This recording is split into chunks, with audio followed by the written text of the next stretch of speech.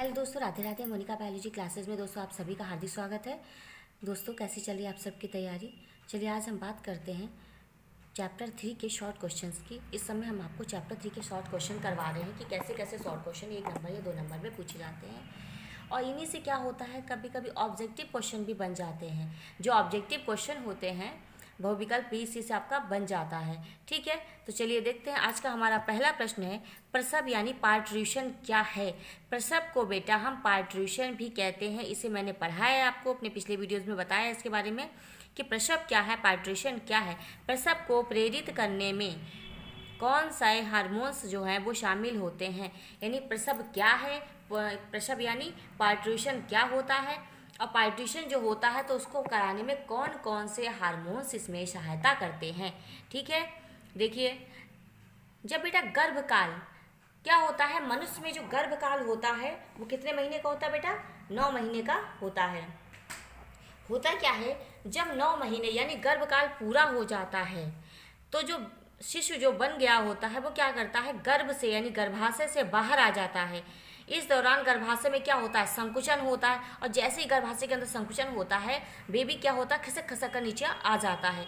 यानी कि जब गर्भकाल पूरा हो जाएगा तो गर्भकाल के पूरा होने पर गर्भ से बच्चा बाहर आ जाता है, तो इसे हम क्या कहते हैं, प्रसव कहते हैं या पार्ट्यूशन कहते हैं।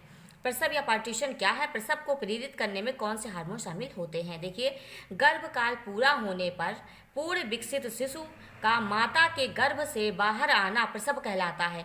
जब गर्भकाल पूरा हो जाता है तो जो पूर्ण विकसित शिशु है वो माता के गर्भ से बाहर आ जाता है, इसे हम क्या कहते हैं बेटा, प्रसव कहते हैं। इस दौरान गर्भाशय में संकुचन होता है, संकुचन होगा यानी खिंचाव होगा इस तरीके से, तो अभी तो क्या होगा, नसें अंदर से क्या होंगी, मूवमेंट में आएंगी, तो गर्भाशय के अंदर संकुचन होगा तो बच्चा खिसक कर क्या होगा, नीचे की ओर आएगा, जिससे यह इस दौरान गर्भाशय में संकुचन होता है जिससे वह फैल जाता है और गर्भस्थ शिशु क्या होता है, बाहर आ जाता है। ठीक है, तो इस तरीके से बच्चा क्या होगा, बाहर आ जाता है। इसे हम क्या कहते हैं, प्रसव या पार्टीशन कहते हैं।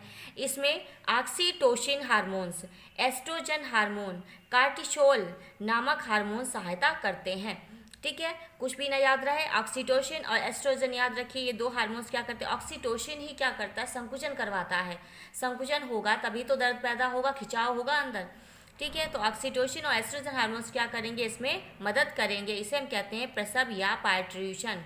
ठीक है, अगला क्वेश्चन देख लीजिए बेटा, मारुला तथा ब्लास्टुला में एक अंतर लिखिए। देखिए मारुला, जिस समय बच्चे का विकास हो रहा होता है तो सबसे पहले क्या होता है, निषेचन होता है, यानी नर और मादा युग्मक आपस में मिलते हैं, यानी अंडा और शुक्राणु दोनों मिलते हैं तो निषेचन होता है।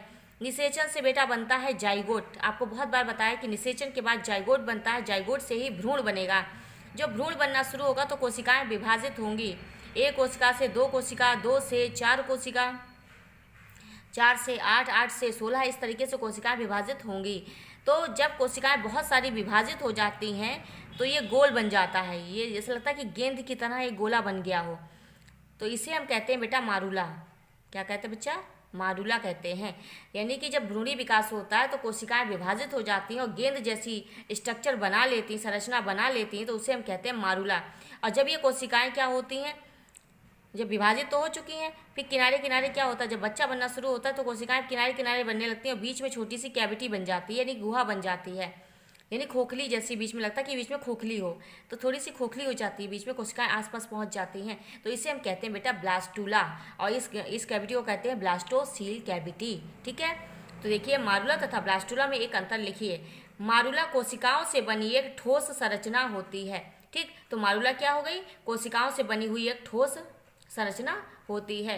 ब्लास्टुला खोखली होती है। ब्लास्टुला कैसी हो गई बच्चा, खोखली हो गई ऐसी, तो ब्लास्टुला खोखली होती है, इसमें ब्लास्टोसील गुहा पाई जाती है। अब ये जो खोखली हो गई, जो बीज वाली छेद क्या हो गया, इसे क्या कहते हैं, ब्लास्टोसील गुहा कहते हैं। तो मारुला तथा ब्लास्टुला में क्या अंतर हुआ, मारुला कोशिकाओं से बनी एक ठोस संरचना होती है और ब्लास्टुला क्या होती है, खोखली होती है, इसमें ब्लास्टोसील गुहा पाई जाती है।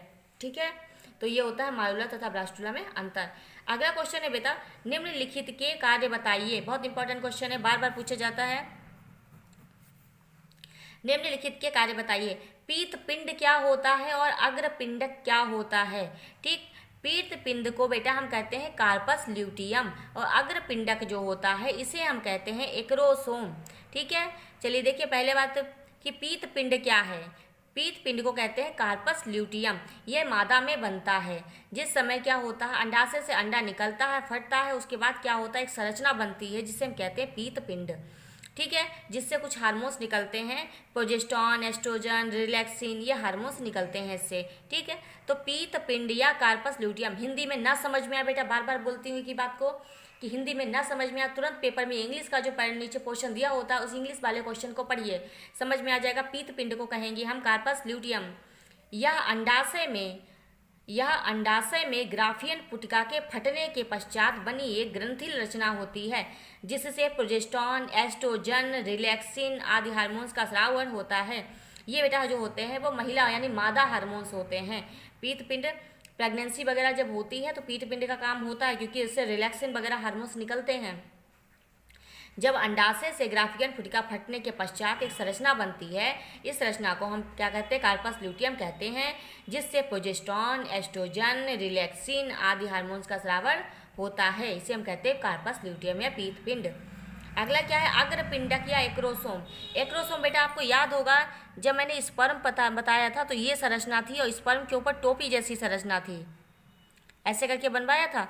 जो स्पर्म के ऊपर जो टोपी जैसी संरचना होती है इसे बेटा हम कहते हैं अग्र पिंडक यानी एक्रोसोम।